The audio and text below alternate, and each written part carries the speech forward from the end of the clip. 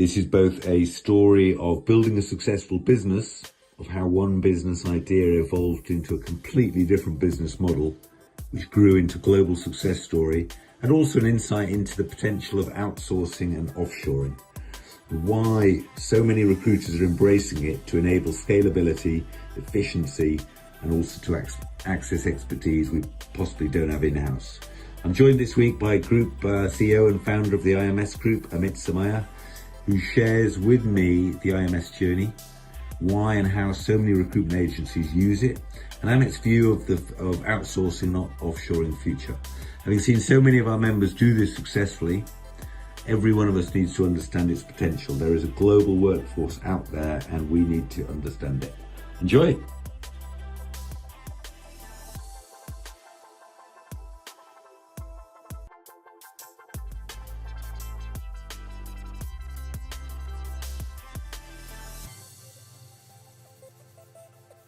A very warm welcome to the TRM podcast to Amit Somaiya, founder and group chief exec of the IMS Group. Amit, thank you for joining us. Thank you so much, Gordon. Now we're going to delve deep into the wonderful world of offshoring, outsourcing, thinking about how we can create scale and efficiencies.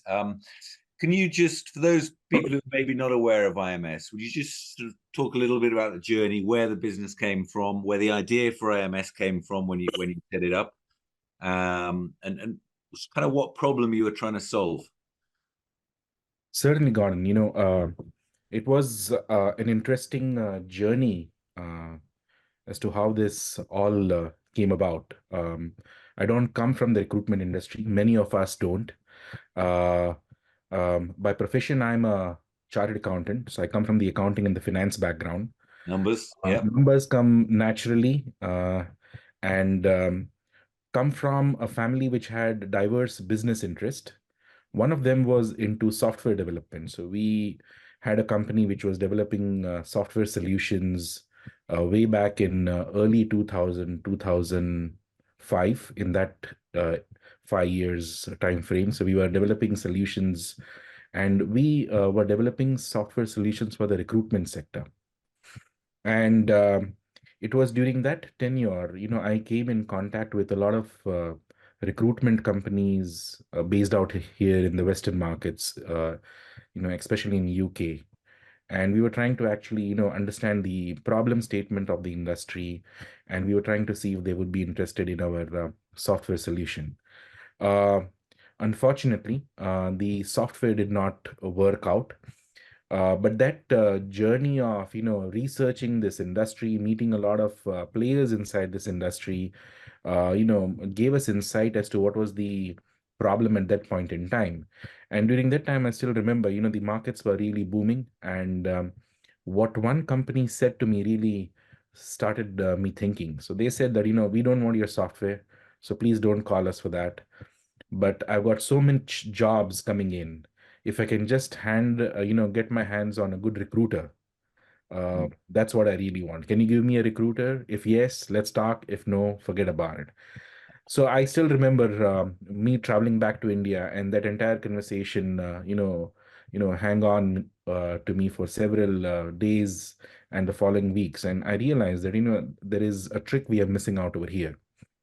And, recruitment company staffing world, we realized was becoming more supply chain driven with the managed service providers coming in. You had the customers looking for lowering their margins, the spreads which they're trying to pay for hiring the candidates. It was becoming a solution which was fastest fingers first. And the talent was no longer anybody's, proprietary data. It was all over the internet. Social media was booming, and the trend was that social media is just going to keep on growing. So access to candidates was never going to be a problem. It was all about a very well-defined process done in a more cost effective, if I may say, economic environment. So you're able to reduce the cost of offerings to the end customer. And then ensure that there is a service proposition tied around it. That's when IMS was actually born. That's how IMS came about being. Right. And we Yeah. started selling this concept to these staffing firms. it's a great journey, and I'm guessing 2005 was uh, about the time when a lot of people were offshoring, um, whether it was the banks and the call centers, etc., etc. So True. interesting timing. The so just bring us up to date then in terms of the business today, Amit. What you've got a phenomenal team all over the world. Just help us understand IMS today, the team, what you do. Yeah, well, the journey has been exciting, and today, we boast a team strength of close to 3,000 people working in the company. Gone. A bulk of our teams, delivery centers are based in India. So Ahmedabad, which is in the western part of India, that's where we are headquartered. Um, we got another center in Jaipur. We got close to 400 odd people working from our Jaipur center. We've got a center in the Philippines as well. So we've started taking our delivery footprints outside India. Um, Philippines has got a team of close to 150, 200 odd people working from that region. And our sales teams, key account management teams are all based near shore. So they're based in UK, in North America, in the US, closer to our customers. So they sell, do the key account management, and entire delivery is done, from Indian subcontinent as well as from Philippines. We service more than 250 different recruitment and staffing firms today. And the breadth of services which we have is not only just recruiting, so we do resourcing, recruiting, the entire end-to-end function for them, but also we do compliance, credentialing. We provide them back office solutions in terms of accounting, finance, payroll services.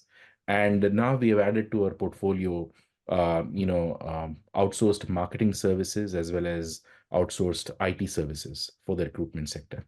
Mm. Why the move to the Philippines out of interest? Because you've clearly been very successful in building up the team in India. There were, some of our customers believed that delivery from the Philippines, the language proficiency was better than as compared to being delivered from the teams back in India. Okay. That was one set of, feedback which we used to receive time and again. Um, for us, it was actually complementing our existing delivery centers, trying to get access to a wider range of talent pool, working in a different time zone, once again in a cost-effective environment because outsourcing needs to happen from locations which are cost-effective.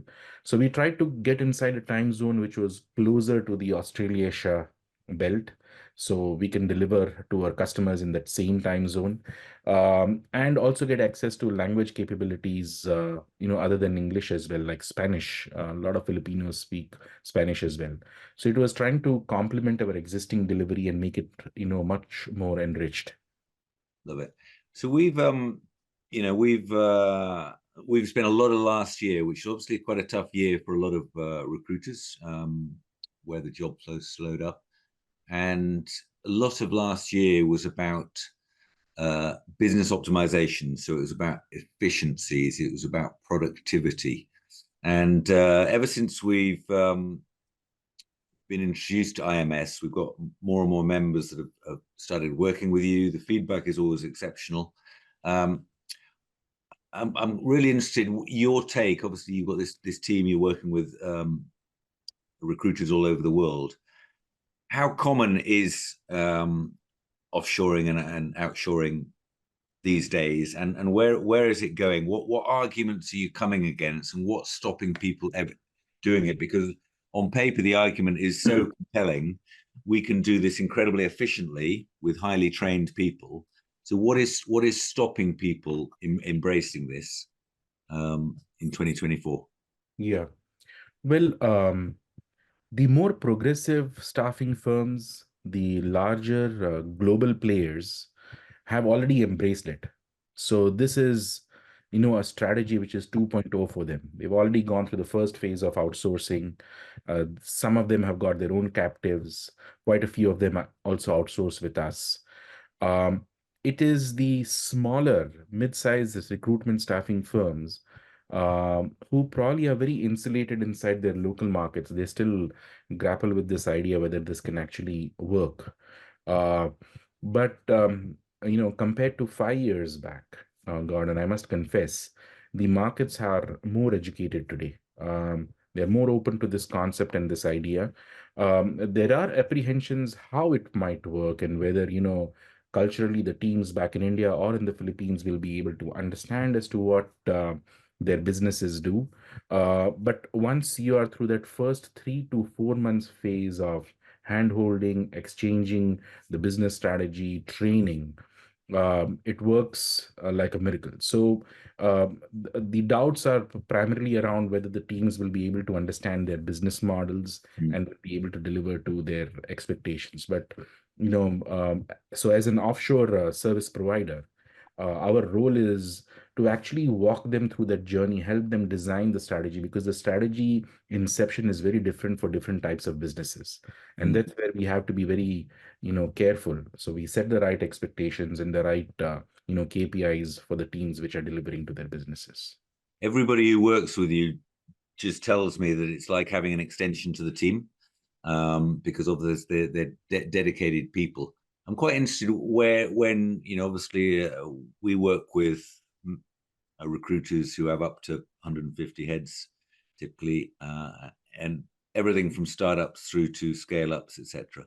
Is there a time where you find that that relationship with yourselves is when is the right time to start having conversations, even to explore it?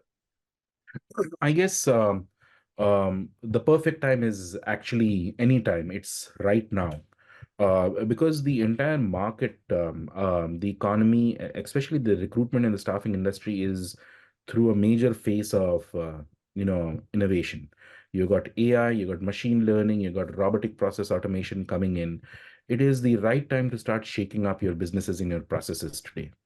You need to take a deep dive and understand as to which components of your businesses are not necessarily any crucial or critical for you to actually keep on delivering that function from where you are based, and how do you outsource it, because when you outsource, you re-engineer your process, you make it much more scalable, you make it much more flexible, and you make it low cost. That actually adds to your competitive advantage as far as your end customers are concerned. Mm. And when you do it in today's environment, you also need to take a look at AI. You need to take a look at how your CRM is going to be functioning in this, day and age, and how they are also going to keep up pace with this automation which is happening. So a right partner helps you assemble this entire strategy and brings it onto the plate and helps you, get your business restructured for the future. So the timing is perfect right now. I don't think we need to wait any longer. And whatever stage your business might be in, there Mm. are certain elements of outsourcing which can work, either piecemeal as a project, and if you're a much more larger business, then probably as a much more full-blown project and a much more larger team size. So if I should I be coming to you saying I I just this is my strategy, and I want to grow profitably. I want to build my operating model. I want to drive efficiencies. How can you help? Is it that sort of consultative approach that is a good starting point? Exactly, exactly. We want you to come down and sit with us and share with us, one, your opportunity statement, two, your problem statement, and give us the blueprint of your existing business strategy. Tell us what's not working and what you really want to work. And that's when we will deep dive, because our team of experts, they are working for so many different industry segments, different type of business models in the recruitment sector. We are able to help you pinpoint as to how you need to re-engineer that process and Mm. make it much more efficient. You must have an awful lot of data and insights and business intelligence about the recruitment sector. Yes, Um, you. yeah, a little bit like us, we've built a fantastic community of of recruiters who are doing some really interesting things. Um, and I know you've shared that you're originally a numbers man. I mean, so from a purely financial point of view, the compelling reason to have a conversation or potentially go down the route of offshoring, what is it from the numbers perspective?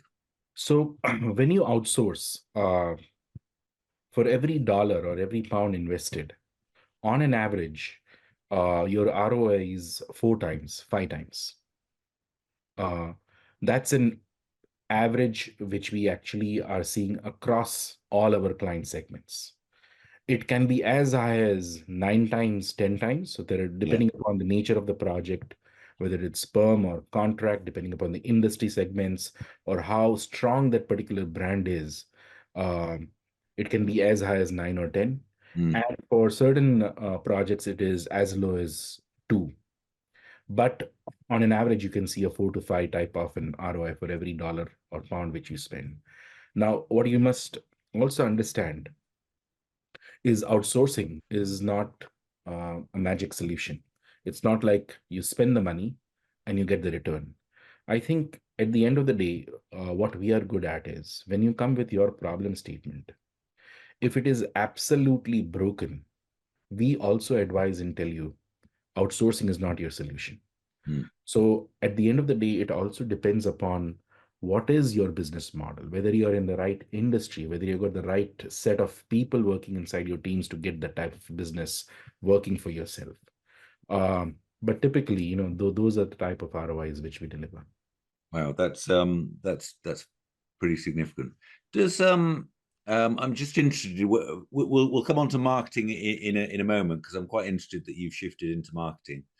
Um, what are the 4 or 5 key activities that people would typically come to you outside marketing and say, right, this would be fantastic if you can do this and give me that ROI? Um, in terms of recruiting, it's usually they start with sourcing Okay. of candidates. That's where the initial conversation starts from. Yeah. Um, the sourcing then moves on to actually a much more voice-based process where they want us to also fill those jobs, managing that entire end-to-end, so source and fill. Yeah. We also get a lot of conversations happening around compliance and credentialing. Yeah. So these are the typical sweet spots where usually, staffing firms, recruiting firms come in and ask us to help them. On the healthcare space, a lot of conversations happen around out of hours, because that's a segment where, these companies need perennial help and it's very expensive to get that delivered directly from their UK teams. So that's an area where they come to us to help us set up their entire out of hour strategy. Okay, love it.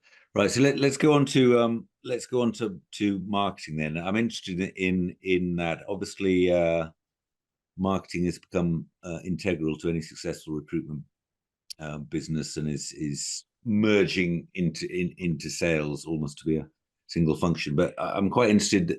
Was that driven by? I know you're a customer's partner, always first led business. What what made you launch this function, this marketing?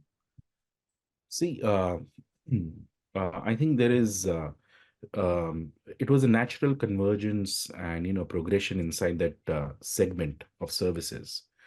Uh, if you typically see a recruitment business, the sourcing of the candidates, screening, and the delivery in terms of, filling those jobs is a very regimental operational work, which where that's where we started. That's what got outsourced. But over a period of time, we have realized that the candidates today are highly active on social media. Mm. And how does a recruitment staffing firm really stand out? So engaging with your talent pool, engaging with your end customers, building the talent community on social media, having the right drivers in your marketing strategy so you are able to be visible both to your candidate audience as well as to your client audience. This was a trick which we started seeing many of our customers missing out. That's where we realized that recruiters are not necessarily great marketers. They could be great salespeople. So we said, I think it's about time we start supporting our client fraternity with outsourced marketing solutions as well.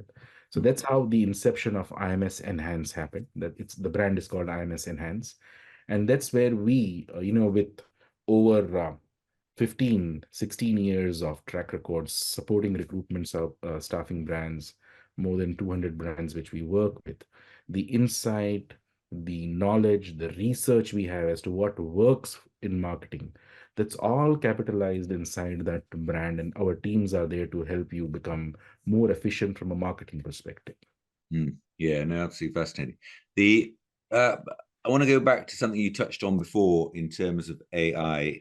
The work that we've been doing on optimization with our members has basically been focused on, are we looking at the right data to give us the right insights so that we can make the right decisions? Firstly, secondly, let's make sure our processes are as lean and as tight as they need to be. And thirdly, let's look at the resourcing piece of it, whether that's human or technology, to make sure all the activities are happening as efficiently as possible. When I think about IMS, the feedback is all about, it gives me efficiency, it makes me scalable, it improves productivity, it creates greater reach, it gives me additional expertise that I haven't got in my business.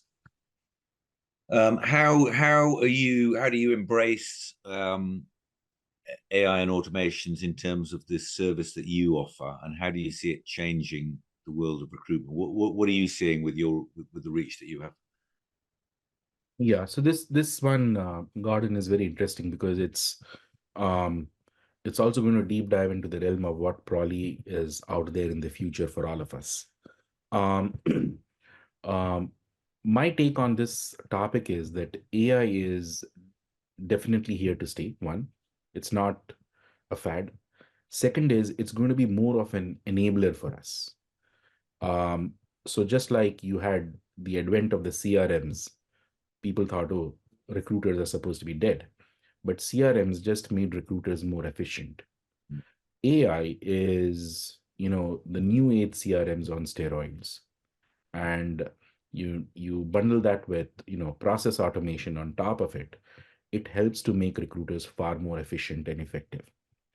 Uh, so as as a business, you need to really appreciate and understand that there is such a big noise about AI and machine learning as well as robotic process automation. But it's not about taking everything and just, you know, loading it on top of your business. It's about understanding who your customers are, who are your candidates, and what is really needed as far as your business model is concerned. So just blind application of AI automation is not going to, release the synergies of your business. Yeah. You need to understand your business proposition, see what's out there in the market, and then take a stepwise approach in doing that.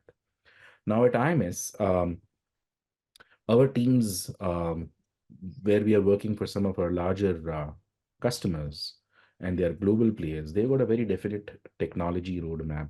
They got a technology strategy. So they are slowly and gradually bringing all these different tools and bolting it on to their CRM.